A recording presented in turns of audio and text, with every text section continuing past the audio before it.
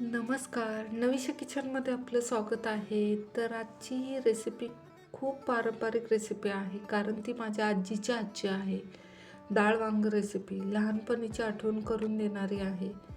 ती चव आज मी तुमच्यासोबत शेअर करणार आहे. चला तर मग रेसिपीला लगेच सुरू करूया. तर मी 2 वांगी उभे काप करून घेतलेले आहे. पाण्यामध्ये थोडंसं मीठ टाकले, वांगं काळं पडू नये म्हणून. तुरीची डाळ, फक्त तुरीची डाळ कुकरमध्ये मऊसूद अशी शिजवून घेतलेली आहे. आता आपल्याला एक छोटंसं वाटण तयार करायचं आहे. त्यासाठी कोथिंबीर घेतलेली आहे, अर्धा इंच आल्याचा तुकडा, 5 ते 6 लसणाच्या पाकळ्या, ओलं खोबरं, 1 चमचा जिरे घेतलेले आहे. तर मिक्सरचं जार घेतले, त्याच्यामध्ये कोथिंबीर टाकतोय. दांड्यांसकट कोथिंबीर घेतलेली आहे. आलं टाकतोय आपण त्याच्यामध्ये, लसणाच्या पाकळ्या, ओलं खोबरं सुद्धा टाकते आणि 1 चमचा जिरे. पाणी न टाकता वाटून घ्यायचं आहे आपल्याला.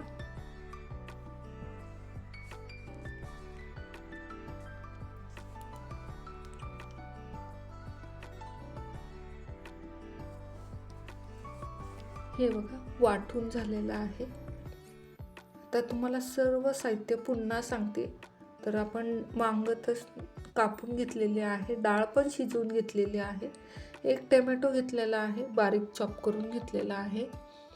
1 चमचा गरम मसाला घेतला आहे, 1 चमचा धनिया पावडर, अर्धा चमचा हळदी पावडर घेतलेली आहे आणि चवीप्रमाणे मीठ. 1 मोठा चमचा घरगुती काळा मसाला घेतलेला आहे. फोडणीसाठी कढीपत्ता, जिरे, मोहरी आणि आपण जे वाटण वाटलेलं आहे, कोथिंबीर, खोबरं, लसूण आणि 1 चमचा जिरे, ते हे आणि आलं आणि लसणाची पेस्ट घेणार आहोत आपल्याला.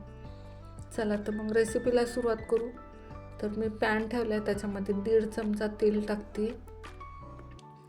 तेल छानसं गरम झालं की त्याच्यामध्ये जिरी मोहरी टाकतोय आपण. जिरी मोहरी छानशी तडतडली की मग त्याच्यामध्ये कढीपत्ता सुद्धा टाकतोय.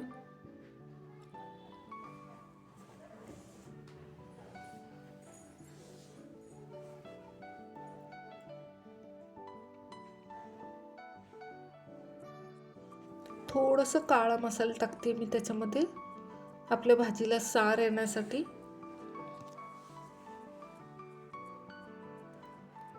टोमॅटो टाकतोय आपण.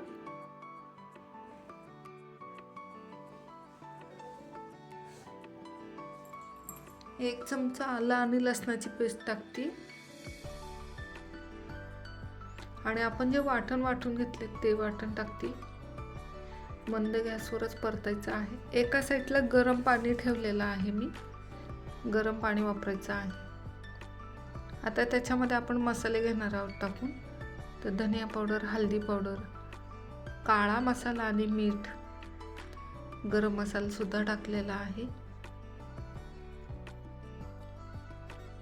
काळा मसाला आणि मीठ व्यवस्थित परतून घ्यायचं.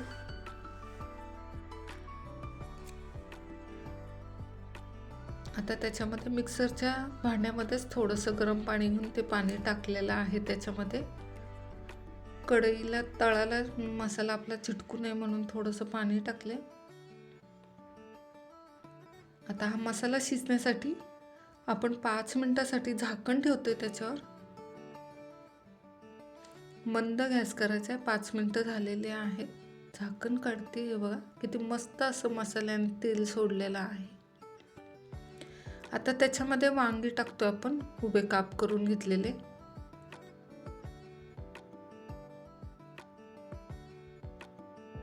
आता मसाल्यामध्ये वांगी परतून घ्यायची व्यवस्थित आणि आपण जी डाळ शिजवून घेतलेली आहे ती टाकतोय. आता मी 5 ते 6 माणसांसाठी भाजी बनवते, त्यानुसार पाणी ओतणार आहे त्याच्यामध्ये.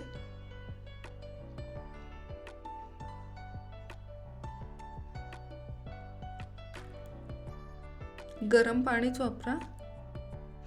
आता एक झाकण ठेवू आपण. एक 5 ते 10 मिनिटासाठी अजून झाकण ठेवू. गॅस मंदच करायचा आहे. 5 मिनिटं झालेत.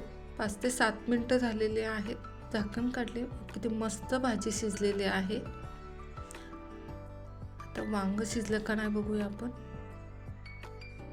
वांग पण छान असं शिजलेलं आहे, मस्त शिजली.